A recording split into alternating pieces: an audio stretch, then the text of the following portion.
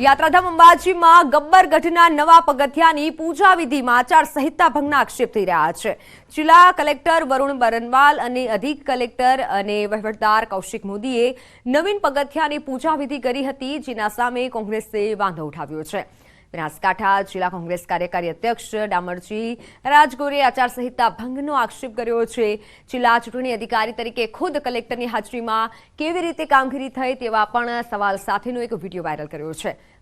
જો કે જિલ્લા કલેક્ટરે કાર્યક્રમ ચૂંટણી પહેલા જ નક્કી હોવાનું નિવેદન આપ્યું છે, સાથે આચારસંહિતા ભંગના આક્ષેપો ફગાવ્યા છે। 21 કરોડના ખર્ચે 21 મહિનામાં પગથિયાની કામગીરી પૂર્ણ કરવાની હોવાથી પૂજા વિધિ કરાઈ હોવાનું નિવેદન આપ્યું છે। આદર્શ આચારસંહિતા ચાલુ હોય ને આ મુહૂર્ત કઈ રીતે થયું એ પણ શંકાનો વિષય છે। સાથે સાથે 30 તારીખે આ કલેક્ટર શ્રી એટલે કે જિલ્લાના ચૂંટણી અધિકારી શ્રીની હાજરીમાં આ ખાધ મુહૂર્ત કઈ રીતે થયું એ પણ એક શંકાનો વિષય છે। એનું સમાધાન પણ કલેક્ટર શ્રી નિવેદન આપીને કરે એવી માય ભક્તોની લાગણી છે। ઓલરેડી એ ગબ્બરનું જે કામ છે ઓલરેડી આ પૂર્વે શરૂ થઈ ગયેલું હતું અને જે કામો શરૂ થઈ ગયા હોય એમાં એ કામો ચાલુ રાખી શકાય છે, એટલે એમાં કોઈ આચારસંહિતાનો ભંગ થતો નથી। આમાં કોઈ રાજકીય નેતાઓ પૂજામાં મેં હાજર રાખ્યા નથી, રાખવા અને ભવિષ્યમાં પણ પૂજા કરીશું તો રાજકીય નેતાઓમાં આચારસંહિતા દરમિયાન કોઈ હાજર રહેતા પણ નથી। કોઈ પણ પક્ષના રાજકીય નેતાઓની ગેરહાજરીમાં અધિકારીઓ દ્વારા પૂજા ગમે ત્યારે કરી શકાય છે। ડામરજી રાજગોરે ગબ્બર 51 શક્તિપીઠમાં રાજભોગ ધરાવવાનો મુદ્દો પણ ઉઠાવ્યો અને મંદિરમાં નિત્ય રાજભોગ ધરાવવાની માંગ કરી, જેના પર મંદિર ટ્રસ્ટના ચેરમેન અને જિલ્લા કલેક્ટર વરુણ બરનવાલે પ્રતિક્રિયા આપી। કહ્યું કે હજારો વર્ષ જૂના ગબ્બર મંદિરમાં પણ રાજભોગ ધરાવવાની પરંપરા નથી। શક્તિપીઠ મંદિરોમાં રાજભોગ માટે મંદિર ટ્રસ્ટ પોતે ચિંતા કરશે, તેને કોઈ રાજકીય મુદ્દો ન બનાવવો જોઈએ। પ્રતિષ્ઠિત મૂર્તિઓને રાજભોગ ધરાવવામાં ના આવે તો ધાર્મિક લાગણી દુભાય છે। કોરોના કાળ પછીથી આ કામ બંધ થયું છે। કોરોના કાળ પહેલા રાજભોગ નિયમિત ધરાવવામાં આવતો હતો, તો કલેક્ટરશ્રી અને વહીવટદારશ્રીને નમ્ર અરજ કે 51 શક્તિપીઠોમાં 51 પૂજારી મૂકવામાં આવે અને આ રાજભોગની પ્રથા સત્વરે ચાલુ કરવામાં આવે। જ્યાં સુધી રાજભોગનો વિષય છે તો આપણું ગબ્બર મંદિર જે છે હજારો વર્ષ જૂનું છે અને આમાં એ મંદિરોમાં પ્રાણ પ્રતિષ્ઠા પણ થઈ છે ગબ્બરમાં, અને ત્યાં પણ કોઈ રાજભોગ ચડાવવાની પરંપરા નથી। તો ખાલી રાજભોગ ચડાવવાથી જ માતાની આસ્થા જળવાય છે એવું નથી।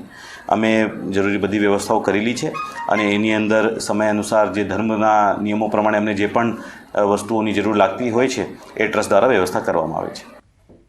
લોકશાહીના મહાપર્વની ઉજવણી એટલે કે ચૂંટણી, લોકસભાની ચૂંટણી માટે વહીવટીતંત્ર પણ ખડેપગે તૈયાર થઈ રહ્યું છે।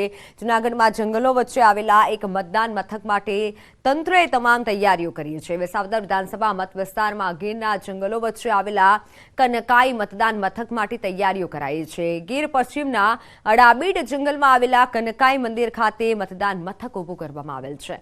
કનકાઈ મતદાન બૂથ નીચે લીલા પાણી, સુવડવી તેમજ ગોરાળવાળા નેસનો સમાવેશ થાય છે અને જેમાં 200 જેટલા મતદારો મતદાન કરી શકે તે માટે એક પ્રકારની વ્યવસ્થા ઊભી કરવામાં આવી છે। અતિ દુર્ગમ એવા જંગલ વિસ્તારમાં મતદારો માટે પીવાનું પાણી, શૌચાલય સહિતની સુવિધાઓ ઊભી કરાઈ છે, તેમજ નેટવર્ક જેવી સુવિધા ઉપલબ્ધ ન હોય ત્યારે અહીં કામગીરીમાં રોકાયેલા કર્મચારીને વાયરલેસ એટલે કે વોકી ટોકી આપવામાં આવેલ છે। एक ऐसा एरिया है जो बीच जंगल में है, जहाँ नेटवर्क की भी एक काफ़ी चैलेंज हम लोगों को रहती है।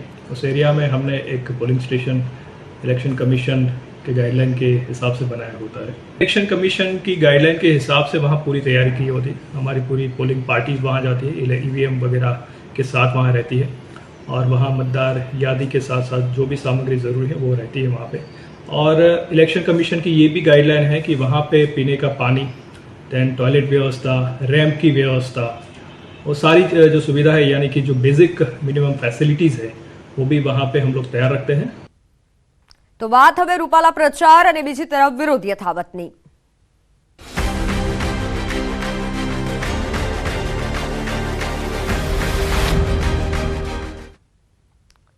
નર્મદામાં રામપુરામાં રાજપૂત સમાજે વિરોધ કર્યો છે। રૂપાલાની ટિકિટને લઈને વિરોધ કરવામાં આવ્યો છે। ટિકિટ રદ કરવા સમાજની માંગ છે। ગામની બહાર બેનરો લગાવી વિરોધ નોંધાવ્યો છે। ટિકિટ રદ નહીં થાય તો વિરોધ યથાવત રહેશે।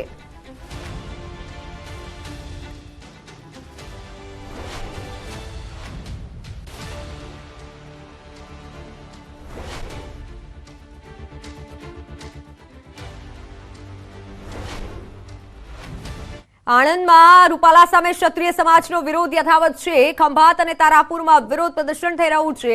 ખંભાતમાં રેલી અને સભાનું આયોજન કરાયું છે તો રૂપાલાની ટિકિટ રદ કરવાની માંગ પ્રાંત અધિકારીને આવેદનપત્ર આપવામાં આવ્યું છે. રૂપાલા સામે ક્ષત્રિય સમાજે વિરોધ નોંધાવ્યો છે. પ્રાંત અધિકારીને આવેદનપત્ર પણ અપાયું છે.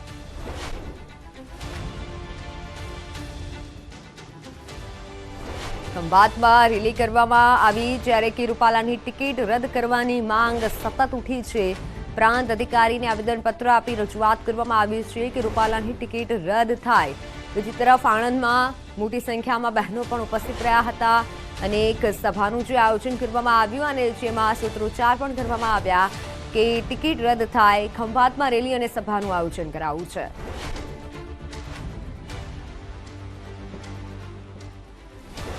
તો હવે વાત તમારી બેઠક તમારી વાતની.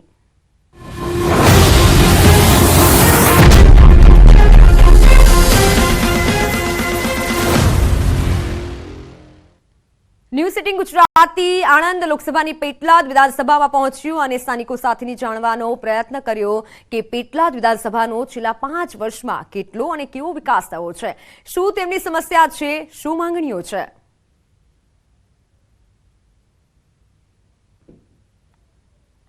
આણંદ લોકસભા 2024 7મી મે યોજાશે. આણંદ લોકસભામાં મતદાન.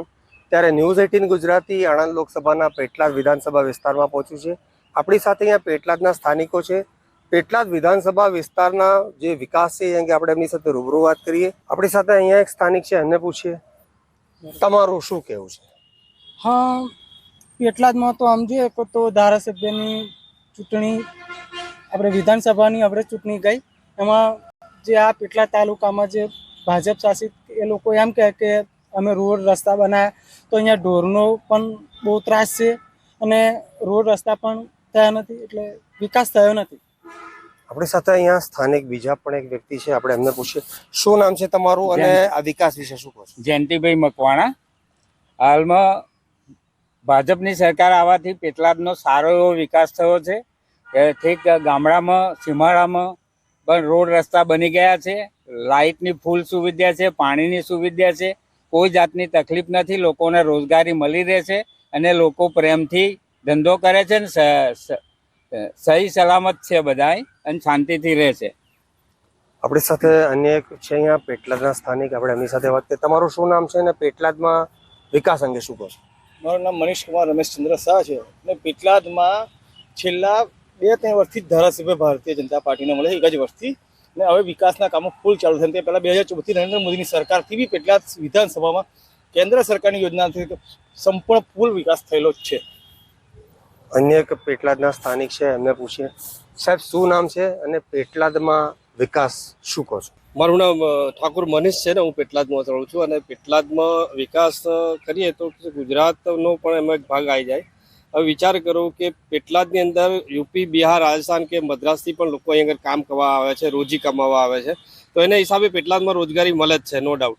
બીજી વસ્તુ કે પેટલાદમાં વર્ષો પહેલા જે ધમાલો થઈને જે અસંતોષ થતો હતો એ હવે બિલકુલ બંધ થઈ ગયું. એટલે પેટલાદમાં 100% રિઝલ્ટ મળ્યું છે અને હજુ પણ અમે રાહ જોઈએ કે સરકાર અમારી મક્કમતાથી કામ કરી રહી છે અને બધું પાયાથી કામ કરી રહ્યા છે. એટલે થોડી વાર લાગશે પણ 100% સાચી વાત છે અને યુવાનોને 100% રોજગારી મળશે.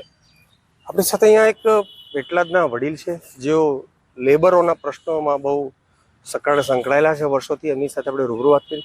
સાહેબ તમારું શું નામ છે અને તમારું દ્રષ્ટિએ પેટલાદના વિકાસ અંગે શું કહો છો. મારું નામ અરુણભાઈ દેસાઈ. હું છેલ્લા 50 વર્ષથી બધી પ્રવૃત્તિ સાથે સંકળાયેલો છું. પેટલાદ નગર એ ઔદ્યોગિક શહેર તરીકે ગાયકવાડ સ્ટેટથી પ્રખ્યાત હતું ને માન્ચેસ્ટર કહેવાતું હતું. ક્રમશઃ અહીંયા ટેક્સટાઇલ ઇન્ડસ્ટ્રીનો હાશ થયો, મિલો બંધ પડી અને અત્યારે જ્યાં 4-5 ટેક્સટાઇલ મિલોમાં રોજગારી મળતી હતી હવે માંડ 1000 માણસોને રોજગારી મળે છે. અહીંની સુગર ફેક્ટરી પણ બંધ છે, રંગ રસાયણના કારખાના પણ બંધ છે, સહકારી ક્ષેત્રને પણ લૂણો લાગેલો છે. આ સંજોગોની અંદર એક અમૂલ ઇન્ડસ્ટ્રી જો ના હોત અને એમાં ડેરી ઇન્ડસ્ટ્રીની અંદર રોજગારી ગામડામાં કદાચ ન મળતી હોત તો હું માનું છું કે ખૂબ ભયંકર પરિસ્થિતિ રોજગારી ઇન્ડસ્ટ્રી અહીં ઊભી થઈ હોત. તો પેટલાદના સ્થાનિકોનું કહેવું છે કે અહીંયા ચોક્કસ વિકાસ થયો છે. ઘણા મુદ્દે અહીંયા પ્રાથમિક જે કહેવાય સમસ્યાઓ પણ છે. આગામી લોકસભા જે કહેવાય આણંદ, એમાં પેટલાદના મતદારો કોને મત આપશે એ તો ચૂંટણી પરિણામ જ બતાવશે. જનક જાગીરદાર, ન્યૂઝ 18 ગુજરાતી, પેટલાદ. તો વડોદરામાં MS યુનિવર્સિટીની કોમર્સ ફેકલ્ટીના લેટર હેડનો દુરુપયોગ, ટીખળખોરોએ ડીનની સહી સાથેનું ટાઈમ ટેબલ બનાવ્યું. ફર્સ્ટ યરની ઇન્ટરિયલ પરીક્ષાનું બોગસ ટાઈમ ટેબલ વાયરલ થતા ચકચાર મચ્યો છે. બીજા બાજુએ 16 એપ્રિલના બદલે 11 એપ્રિલે પરીક્ષા હોવાનું જાહેર કર્યું. વિદ્યાર્થીઓ પૂછપરછનો મારો ચલાવી ડીનને જાણ કરી હતી. ડીને કહ્યું કે રજિસ્ટ્રારની મંજૂરી હશે તો સાયબર ક્રાઇમમાં ફરિયાદ કરીશું. ડીનની સહી સાથેનું એક ટાઈમ ટેબલ બનાવ્યું. ફર્સ્ટ યરની પરીક્ષાનું બોગસ ટાઈમ ટેબલ બનાવવામાં આવ્યું છે. આ બોગસ ટાઈમ ટેબલ વાયરલ થતા ચકચાર મચ્યો છે. 16ના બદલે 11 તારીખે પરીક્ષા હોય તેવું ટાઈમ ટેબલ બનાવાયું છે. MS યુનિવર્સિટીનો વિવાદ એક સામે આવ્યો છે. ડીનની સહી સાથેનું ટાઈમ ટેબલ બનાવાયું છે. ફર્સ્ટ યરની પરીક્ષાનું બોગસ ટાઈમ ટેબલ બનાવતા ચકચાર મચ્યું છે. પરીક્ષાનું બોગસ ટાઈમ ટેબલ વાયરલ થયું છે ત્યારે અનેક સવાલો ઉઠી રહ્યા છે. 16ના બદલે 11 એપ્રિલે પરીક્ષા જાહેર કરી દીધી. આ ટાઈમ ટેબલમાં 11 એપ્રિલે પરીક્ષા હોય તેવું સામે આવ્યું છે. કોમર્સ ફેકલ્ટીના લેટરનો દુરુપયોગ કરાયો છે. વડોદરાથી મામલો સામે આવ્યો છે, જેમાં પરીક્ષાનું બોગસ ટાઈમ ટેબલ વાયરલ થતા અનેક સવાલો ઉઠી રહ્યા છે. 16ના બદલે 11 એપ્રિલે પરીક્ષા જાહેર કરી દેવાઈ. ઓનલાઈન પર સંવાદદાતા હાર્દિક દીક્ષિત જોડાઈ ચૂક્યા છે.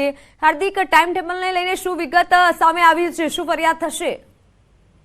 બિલકુલ, જો ખાસ કરીને વાત કરીએ તો વિશ્વવિખ્યાત MS યુનિવર્સિટી હવે કોઈ કારણોસર ઘણા લાંબા સમયથી વિવાદોમાં આવતી રહી છે અને કોઈ કોઈ કારણોસર આજે યુનિવર્સિટીનું નામ છે તે ચર્ચાનો વિષય બનતો હોય છે. ત્યારે ફરી કેટલાક ટીકડખોરો છે તેમના દ્વારા યુનિવર્સિટી છે તેની ગેરમાર્ગે દોરવાનો પ્રયત્ન કરવામાં આવ્યો છે. અત્યારે જે ઘટના બની છે તેની વાત કરવામાં આવે કે અપાયેલી જે ઇન્ટરનલ પરીક્ષા છે તેનું બોગસ ટાઈમ ટેબલ છે કેટલાક તત્વો દ્વારા વાયરલ કરવામાં આવ્યું છે. ઉલ્લેખનીય બાબત છે કે આજે પરીક્ષાની તારીખ છે તે 16મી એપ્રિલ છે, તેના બદલે વિદ્યાર્થીઓને ગેરમાર્ગે દોરવા માટે 11મી એપ્રિલનું જે ટાઈમ ટેબલ છે તે વાયરલ કરવામાં આવ્યું છે, જેના કારણે જે વિદ્યાર્થીઓ છે તે મૂંઝવણમાં મુકાય છે. વિદ્યાર્થીઓએ પૂછપરછનો મારો ચલાવતા ડીનને સમગ્ર ઘટનાની જાણ થઈ છે. ત્યારે ડીન દ્વારા અત્યારે જે ઉચ્ચ કક્ષાના અધિકારીઓ એટલે કે રજિસ્ટ્રાર અને વીસી સહિતના જે લોકો છે તેમની સલાહ સૂચન લેવામાં આવી રહી છે અને જે ઉપરોક્ત અધિકારીઓ છે તેમને સૂચના મળશે ત્યારબાદ જે ડીન છે તેમના દ્વારા સમગ્ર મામલે સાયબર ક્રાઇમમાં ફરિયાદ દાખલ કરવામાં આવશે. અને બીજી વાત કરીએ તો ભૂતકાળમાં પણ આ પ્રમાણે જે લેટર છે તેઓ વાયરલ થઈ ચૂક્યા છે. યુનિવર્સિટીનું જે લેટર હેડ છે સ્ટેમ્પ છે સહિત છે તેનો દુરુપયોગ થઈ ચૂક્યો છે, પરંતુ યુનિવર્સિટી સત્તાધીશો એ વખતે પણ ઘોર નિંદ્રામાં હતા. અત્યારે આ ઘટનાને લગભગ 12 કલાક ઉપરનો સમય થયો છે ત્યારે યુનિવર્સિટી સત્તાધીશોએ અત્યાર સુધી પણ પોલીસ ફરિયાદ નોંધાવી નથી. ત્યારે યુનિવર્સિટી સત્તાધીશો સામે પણ ક્યાંક ને ક્યાંક સવાલો ઉઠી રહ્યા છે. બિલકુલ હાર્દિક, આભાર માહિતી બદલ. તો હાલ સમાચારોમાં રોકાઈશું વિરામ માટે. નજર કરીએ ટોપ 3 હેડલાઇન્સ પર.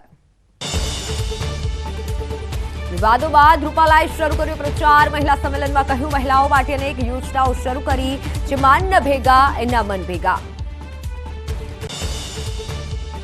સુરતમાં ખુલ્લેઆમ ખેલાયો ખૂની ખેલ. દુકાન બહાર જ ઝીંકી દેવાયા ચાકુના ઘા.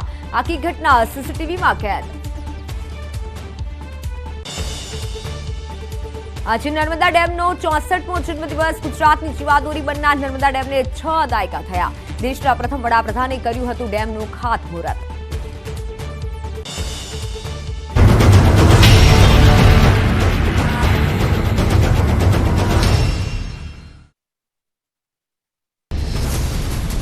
તો ભાજપે શું કર્યું? એક પણ સવાલ લોકસભામાં પૂછ્યો નથી. આપના પર હુમલાઓ પણ થયા છે. ભાજપ સામ દામ દંડ ભેદની નીતિ સાથે ડરાવવાનું કામ કરે છે.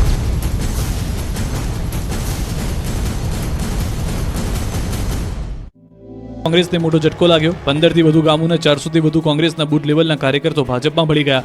ઋષિકેશ પટેલના નિવાસસ્થાને 400થી વધુ કોંગ્રેસના કાર્યકર્તાઓએ ભાજપમાં જોડાતા કોંગ્રેસમાં સોપો પડી ગયો. વિસનગરના વિવિધ ગ્રામોના કોંગ્રેસના સરપંચ, ડેલિગેટ, પૂર્વ તાલુકા પંચાયત અને જિલ્લા પંચાયતના સદસ્યો તેમજ કોંગ્રેસના વિવિધ આગેવાનો કાર્યકર્તાઓએ કેસરિયા કરી લીધા. ભાજપ નેતાની હાજરીમાં કોંગ્રેસના નેતાનો પ્રચાર જોવા મળ્યો. બનાસકાંઠા ધાનેરામાં એક સ્થળ પર 2 પક્ષોના ઉમેદવાર માટે પ્રચાર થયો. એક જ પ્રસંગમાં ભાજપ કોંગ્રેસ માટે પ્રચાર થયો હોય તેવા આ દ્રશ્યો એક સામાજિક પ્રસંગમાં જોવા મળ્યા. ધાનેરામાં રબારી સમાજનો એક સામાજિક પ્રસંગ હતો, જેમાં ઠાકરશ્રી રબારીએ કોંગ્રેસ ઉમેદવાર ગેનીબેન ઠાકોરને વોટ આપવાની અપીલ કરી. ગેનીબેન ઠાકોરના વિશ્વાસુ ગણાય છે ઠાકરસિંહ રબારી. ઠાકોર સમાજ કાયમી રબારી સમાજની પડખે રહ્યો છે તેવી પણ અપીલ કરી છે. ડીસાના પૂર્વ ધારાસભ્ય કોંગ્રેસમાંથી ભાજપમાં આવેલા ગોવા રબારી ઠાકરસિંહ રબારીની અપીલને સાંભળી પણ રહ્યા હતા. આ સામાજિક પ્રસંગમાં રબારી સમાજના ભાજપ અને કોંગ્રેસના આગેવાનો પણ ઉપસ્થિત રહ્યા હતા. તો આ પ્રસંગે કોંગ્રેસમાંથી ભાજપમાં આવેલા કુવાભાઈ રબારી પણ ભાજપ ઉમેદવાર માટે મત માંગ્યા. તેમણે કહ્યું કે મને નથી લાગતું કે 10 થી 15 વર્ષ સુધી કોંગ્રેસ આવે. ભાજપમાં આવ્યા બાદ આ મારો પહેલો અખતરો છે. સમાજે મને સાચવ્યો છે. તેમણે ભાજપ ઉમેદવારને મત આપવા સમાજમાં અપીલ કરી. આમ એક જ સ્થળ ઉપર 2 પક્ષોના ઉમેદવારો માટે મત મંગાયા. બનાસકાંઠામાં ભાજપના ઉમેદવાર પૂરજોશમાં પ્રચારના કામમાં જોડાયા. દૂધ દિવસ નિમિત્તે બનાસકાંઠાના રતનપુર ખાતે દૂધ શીત કેન્દ્રમાં ઉજવણી કરાઈ હતી. કાર્યક્રમમાં વિધાનસભાના અધ્યક્ષ શંકર ચૌધરી, સાંસદ પરબત પટેલ અને ઉમેદવાર રેખાબેન ચૌધરી પણ ઉપસ્થિત રહ્યા. કાર્યક્રમમાં ઉપસ્થિત લોકો સમક્ષ રેખાબેને પોતાને બનાસકાંઠાની દીકરી કહી અહીંના વિકાસ માટે તેમને મત આપવા અપીલ કરી હતી. લોકસભાની ચૂંટણીને લઈ ભાજપની તૈયારીઓ તેજ છે. કચ્છથી ભાજપના ઉમેદવાર વિનોદ ચાવડાએ ભુજ તાલુકાના વિવિધ ગામમાં જઈ પ્રચાર કાર્ય તેજ કર્યું. લાખોદ, પદ્ધર, મમુઆરા, ધાણેટી, શ્રવણ કાવડિયા, ડગારા, લોડાઈ સહિતના ગામોમાં પ્રચાર માટે પહોંચી વિનોદ ચાવડાએ જનસંવાદ સાધ્યો હતો. આ ચૂંટણીમાં પણ કચ્છની પ્રજા પ્રધાનમંત્રી મોદીની જ પડખે રહેશે અને ભવ્ય જીત થશે તેવો વિશ્વાસ પણ વ્યક્ત કર્યો. આ તરફ કોંગ્રેસે પણ ચૂંટણી પ્રચારના ગિયર બદલ્યા. સાબરકાંઠાના હિંમતનગરમાં કોંગ્રેસની સંગઠનાત્મક બેઠકનું આયોજન કરાયું. આ બેઠકમાં સાબરકાંઠા લોકસભા બેઠકના કોંગ્રેસના ઉમેદવાર ડોક્ટર તુષાર ચૌધરી પણ ઉપસ્થિત રહ્યા. અહીંની બેઠક પર ભાજપમાં ચાલી રહેલા વિવાદને લઈ તુષાર ચૌધરીએ પ્રતિક્રિયા આપતા કહ્યું કે આ વિવાદોનો લાભ કોંગ્રેસને મળશે અને કોંગ્રેસ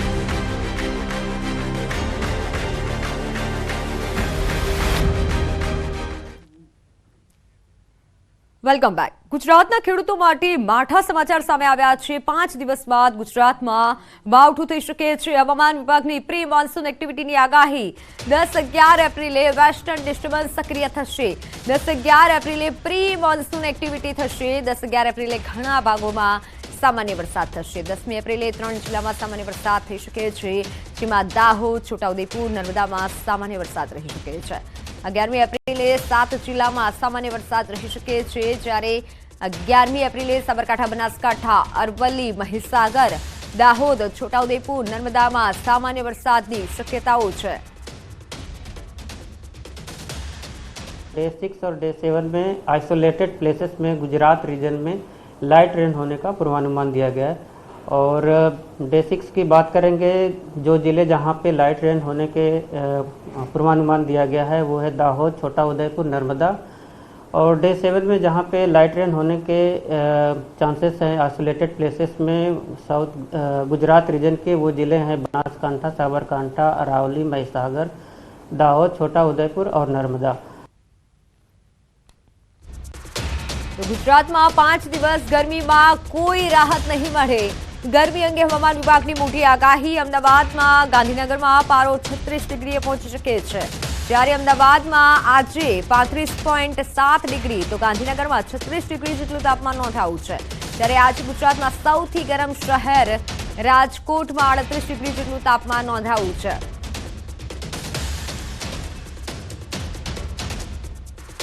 और फोरकास्ट की बात करेंगे तो अहमदाबाद और गांधीनगर के लिए जो मैक्सिमम फोरकास्ट मैक्सिमम टेम्परेचर का दिया गया है वो 36 डिग्री सेल्सियस गांधीनगर और अहमदाबाद दोनों के लिए दिया गया है. और हाईएस्ट टेम्परेचर की बात करेंगे पूरे गुजरात रीजन में तो सबसे ज़्यादा राजकोट में 38.6 degree Celsius maximum temperature record हुआ है. તો 2 દિવસ કયા ભાગોમાં સામાન્ય વરસાદ થઈ શકે છે તેની વાત કરીએ. મેપ પર નજર કરીએ. 10મીએ ક્યાં વરસાદ રહી શકે છે, તો મેપના માધ્યમથી નજર કરીએ તો 10મીએ દાહોદ, છોટાઉદેપુર અને નર્મદા જિલ્લામાં વરસાદ રહી શકે છે. 10મી તારીખે ખાસ આ જિલ્લા માટે સાવધાની રાખવી પડશે. ખેડૂતોએ પણ સાવધાની રાખવી પડી શકે છે, કારણ કે 10મીએ વરસાદ થઈ શકે છે. 11મીએ ક્યાં વરસાદ થઈ શકે છે, તો 11મીએ સાબરકાંઠા, અરવલ્લી, મહીસાગર, દાહોદ, છોટાઉદેપુર અને નર્મદામાં વરસાદ થઈ શકે છે. 11મી તારીખ માટે આ મહત્વની આગાહી કરવામાં આવી છે હવામાન વિભાગ તરફથી. ક્યાંક છૂટો છવાયો વરસાદ આ જિલ્લાઓમાં રહી શકે છે. સાબરકાંઠા, અરવલ્લીની વાત કરીએ તો અરવલ્લી, મહીસાગર, દાહોદ, છોટાઉદેપુર અને નર્મદામાં 11મીએ ક્યાંક છૂટો છવાયો વરસાદ રહી શકે છે તેવી આગાહી હવામાન વિભાગ તરફથી કરવામાં આવી છે. એપ્રિલ માસમાં અંગ દચાડતી ગરમીએ લોકોને અત્યારે પરેશાન કર્યા છે. વધુ પડતી ગરમીના કારણે અમદાવાદ સુલા સિવિલ હોસ્પિટલમાં રોજના 15 થી 16 દર્દી હિસ્ટ્રોક તેઓને આવી રહ્યા છે. દર્દી નોંધાઈ રહ્યા છે. એપ્રિલની શરૂઆત થતાની સાથે હિસ્ટ્રોકના કેસ પણ સામે આવી રહ્યા છે. ચક્કર આવવા, બેભાન થવું, માથાનો દુખાવો થવો જેવી ફરિયાદો સાથે આવવા દર્દીઓની સંખ્યામાં વધારો થઈ રહ્યો છે. સોલા સિવિલમાં 2 વોર્ડ તૈયાર કરાયા છે. સૌથી વધુ 40 થી 45 વર્ષના લોકો અને બાળકોમાં હીટ સ્ટ્રોકની અસર વધુ થઈ શકે છે. એવામાં સોલા સિવિલના સિનિયર ડોક્ટર હર્ષ પટેલના મતે બાળકો અને વડીલોને ખાસ તકેદારી રાખવાની જરૂર છે. સોલા સિવિલ હોસ્પિટલમાં હમણાં જ્યારથી ગરમીનું પ્રમાણ થોડું વધ્યું છે તો લગભગ દિવસના 15 થી 16 પેશન્ટ હીટ સ્ટ્રોકના કારણે બીમાર થઈને આવે છે, જેમાંથી મોટા ભાગના પેશન્ટો સમયસર આવી ગયા હોય છે એટલે બહુ તકલીફ નથી પડતી, પણ કોઈક પેશન્ટ થોડું આવવામાં મોડું કરી દે તો એને થોડું વધારે ટાઈમ હોસ્પિટલાઇઝેશનની જરૂર પડે અને વધારે બીમાર થવાની શક્યતા રહે. તો ભરૂચ અને નર્મદા જિલ્લાની 3 સુગર ફેક્ટરીઓએ શેરડીના ભાવ જાહેરાત કર્યા છે, જેમાં રાજ્યની 12 સુગર ફેક્ટરીઓમાંથી નર્મદાની ધારીખેડા સુગર મિલે ત્રીજો સૌથી વધારે ભાવ જાહેર કર્યો છે, જ્યારે કે કસ્ટોડિયનના વહીવટથી ચાલતી ભરૂચની વટારિયા સુગર મિલે રાજ્યમાં સૌથી ઓછો ભાવ આપ્યો છે, જેને લઈને વટારિયા સુગર મિલના સભાસદોમાં રોષ ફેલાયો છે. ઓછા ભાવથી નારાજ સભાસદોએ સુગર ફેક્ટરી ખાતે પહોંચી કસ્ટોડિયન કમિટીના ડિરેક્ટરને રજૂઆત કરી હતી અને 3000થી વધુ ભાવ પાડવામાં આવે તેવી માંગ કરી હતી.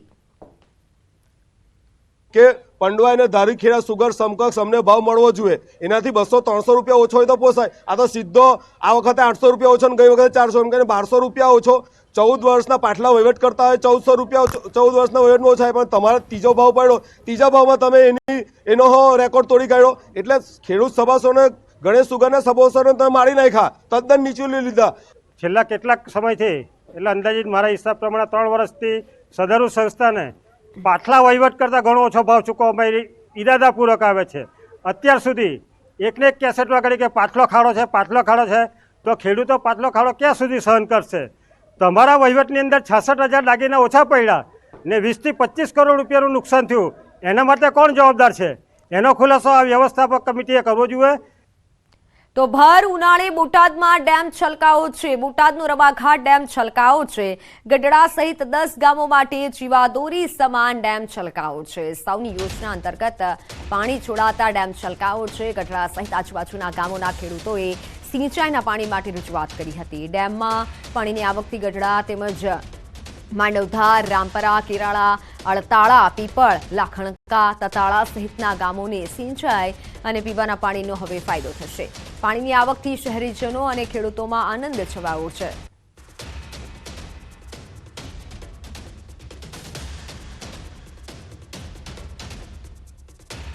તો હાલ સમાચારોમાં બસ આટલું જ. નજર કરીએ ટોપ 3 હેડલાઇન્સ પર.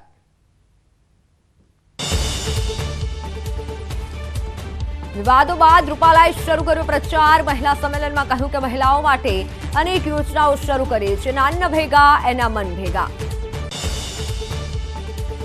સુરતમાં ખુલ્લેઆમ ખેલાયો ખૂની ખેલ. દુકાન મહારાજ ઝીંકી દેવાયા ચાકુના ઘા. આખી ઘટના સીસીટીવીમાં કેદ. આજે નર્મદા ડેમનો 64મો જન્મદિવસ. ગુજરાતની જીવાદોરી બનનાર નર્મદા ડેમને 6 દાયકા થયા. દેશના પ્રથમ વડાપ્રધાને કર્યું હતું ડેમનું ખાતમુહૂર્ત.